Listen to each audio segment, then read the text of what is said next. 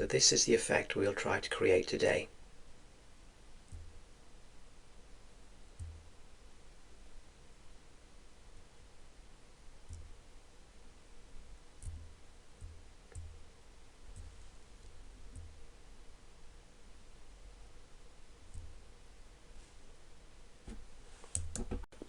So to create an effect where the world goes from being colored to black and white and then back to being colored again, we'll need to use a post-process material for this effect. So this is just a normal scene. There's just a character which is a copy of the third person character, and nothing else has been changed.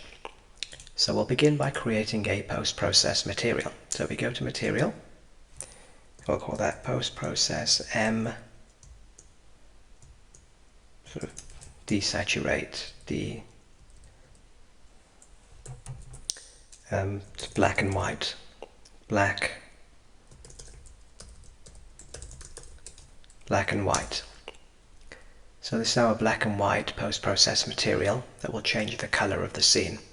So if we open that, first thing we need to do is set it as a post-process material domain.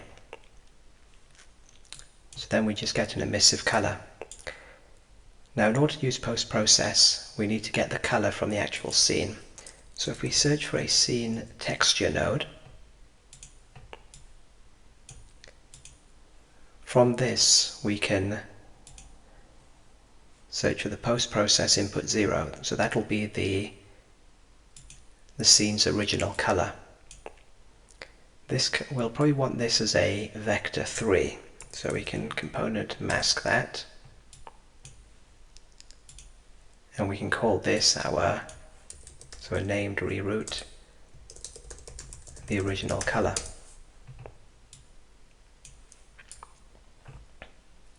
So that's our original color. Now we need to decide which pixels will be black and white and which ones will be colored. So we'll do that in a sort of circular fashion. So we'll do a sphere mask.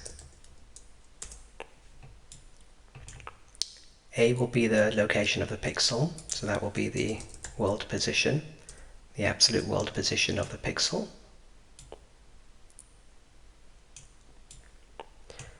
B will be the location of our character, so that's the location at which we'll draw this sphere. So we'll need to get that value from somewhere, and the radius will be the size. So again, both of these values we want to be able to set in our blueprint. So we'll probably need to create a material parameter collection for this. So if we right click, go to material, material parameter collection, MPC,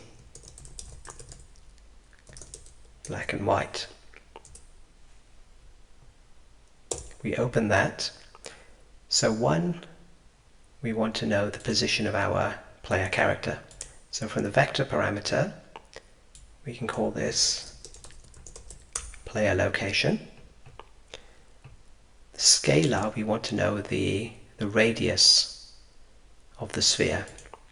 So we can call this our radius, and it will start off at 0. We go back to our material, we can access this information by right-clicking, looking for collection parameter. So this is the one that we just created, so it's automatically there, or we can pick it. So the first parameter we want is the player location. So that will go into B. We can duplicate this and just change the name to the radius, and that can go into the radius value.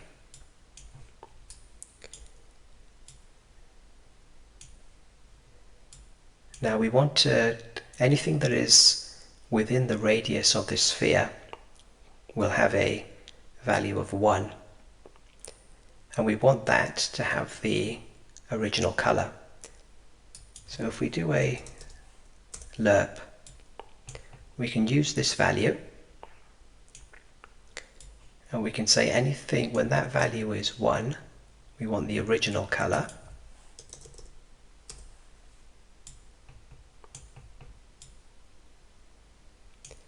And when that value is 0, so it's outside of the sphere, we want to take this color here and desaturate it. So this will take away all the color, leave a black and white value. Go in there, and then we should be able to plug that straight in. So the issue here is this comes through as a vector 4, whereas this is a vector 3, so we'll need to component mask it. RGB, and that should save OK. Now if we open our player character,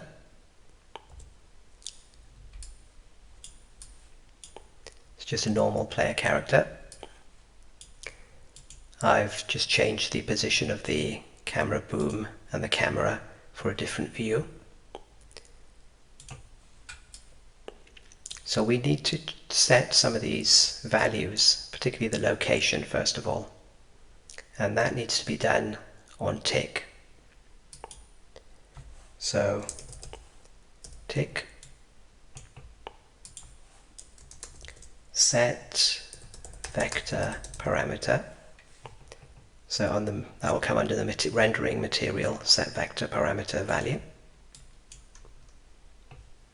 Here we can find our collection, which is the black and white. Parameter name will be the player location.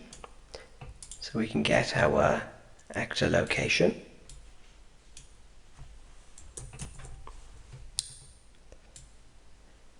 So once we connect this up, which will automatically get turned into a vector 4, we are now sending the player's location to the post-process material. So we're doing this on tick. We technically don't need to do it on tick, we only need to do it when we are actually moving. So we could just put that into a function and say update player location. Don't need the tick, and then we can use that on the move. Every time the move is triggered, come through here, we can call this function update player location. We're also going to use this function for the actual effect. So in our effect, when the player is stationary, the world becomes black and white, and as the player starts to move, the world turns back into color, so the color spreads from the player's location outwards. So we can try to take advantage of this movement function again, but the way we'll do that is with a timeline. So right click, and a timeline allows you to interpolate numbers or vectors from one value to another over time. So I'll call this our black-white timeline.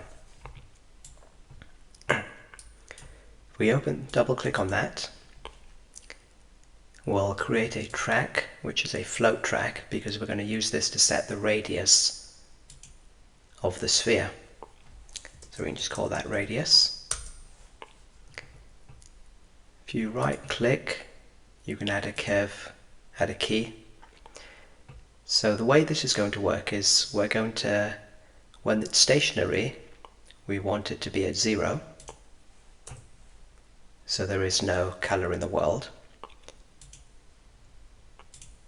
And then the radius will get bigger and bigger and bigger, so it envelops the entire scene. So we can probably just choose a big number for that. So if we go back to our character, our timeline, the default length is 5 seconds. We'll just keep that. So we'll do curve to float. We'll put that at 5 and maybe, I don't know, 30,000. That should envelop the whole landscape. Click on this, so we've got one value selected here. Select the other value, right click, and now we can just have a smoother interpolation there with auto. So compile that, go back to the event. So when this is playing, we'll get a new radius value coming out, and we'll use that to set the radius value in our parameter collection. So we can right click, set, and that will be a scalar value. Set scalar parameter value. Our collection is the black and white. The name will be the radius. This will be the value, and this will happen on the update. So we'll need functions to call either the play or the reverse. So create a custom event. So when it plays, it will expand radius. We'll do another custom event, and this will be reduce radius, and that will play the timeline backwards. Now from here, so what we're going to do is when this starts, we want to expand the radius. So add color to the world as we start to move, and when we stop moving, we want to reduce the radius, so put it back down towards 0. So we compile that. Hopefully that should all be set up there. Now in the main scene, to use that post-process material, we need a post-process volume. So we can add post-process volume. We add that into the scene, go to the details, and we do infinite. We can take the infinite unbound value. And then if we search for material, rendering post-process materials, we can click on the choose, we can say asset reference. And the asset that we want is our post-process black and white. So we can drag that across. So instantly everything goes to black and white. Now let's see if it works when we start to play. So it's black and white. So we start to move. Color returns to the world. As we stop, it starts to go back. Now we probably want it to come back faster than it spreads out, maybe. Takes quite some time, doesn't it? 5 seconds. And the other issue is the sky remains grey. So we could either leave it like that as part of the process, or we can just set it to remain blue even though the world is grey. So if we speed up the reduce side. Now the good thing about timelines is they exist as components. So you got access to it here, and you can set the play rate. So we could set rate. So set the play rate. We can set that to be twice as fast when it's reducing.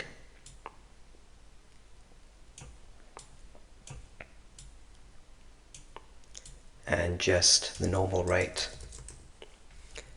when it's expanding.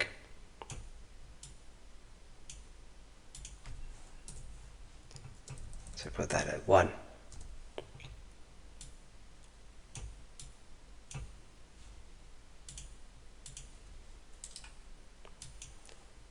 So when we move, it expands over 5 seconds to fill the world.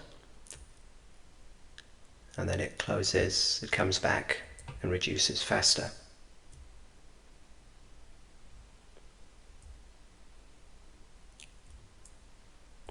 So that works. Now what if we wanted the sky to retain its original color? Well, if we go back to the one thing we know about any scene is that the distance of the landscape, that 30,000 that we're using, is a lot less than how far the player is or how far the sky is from the camera. So that's going to be probably in the hundreds of thousands. So we can maybe use some maths for that. So we go back here, we can get hold of the scene depth, which tells us the depth of a pixel. So again, scene texture node. This time we'll look for scene depth.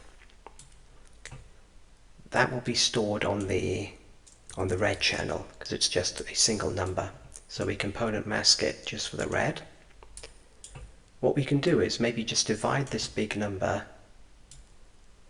by a big number again. So we can divide it. We could do 30,000 or we'll just do 50,000. So anything that is very close will probably have a value of less than 1, so 0.7, 0.6 or a lot smaller. So if we do a floor, that small number will go to 0 and the higher numbers will remain at 1, will be above 1. So we could clamp that or just saturate, which is another way of clamping. So now we should have a value between 0 and 1. We can use that as a lerp here. That will be our alpha. If it's 0, we want this masked color to come through. So we could just say named reroute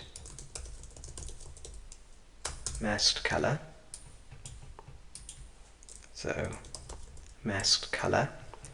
If it's 0, we want the masked color. And if it's above 0, if it's 1, we want the original color.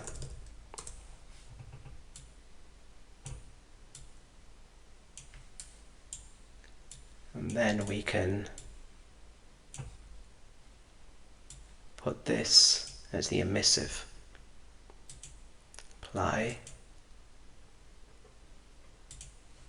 So as you can see, the sky is now blue, and yet the scene itself is in black and white. And if we play, it spreads out, comes back in.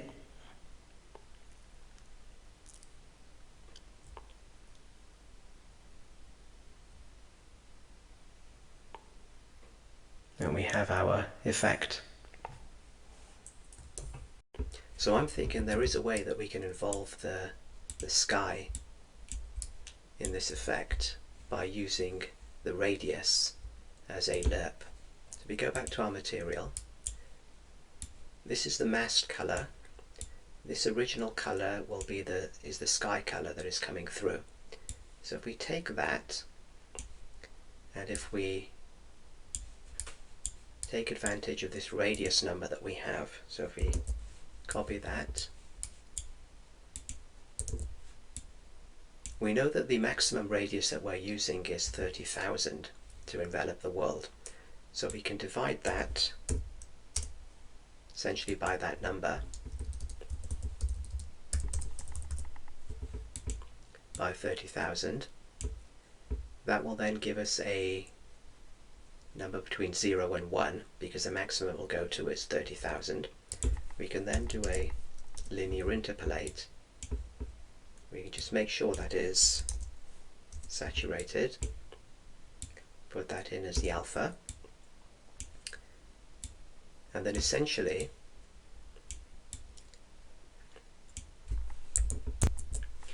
then we will lerp between the desaturated color to the original color based on this alpha, which is based on the radius. So we can take the original color, we can desaturate it, use that there. We can put the original color itself, so when the radius is fully enveloping the world, the sky will be colored. And then we can put that, I think, in here. If we apply that, go back, so again the sky is now grey. If we play, as we start to move, the sky gets coloured as well, and then goes back to grey.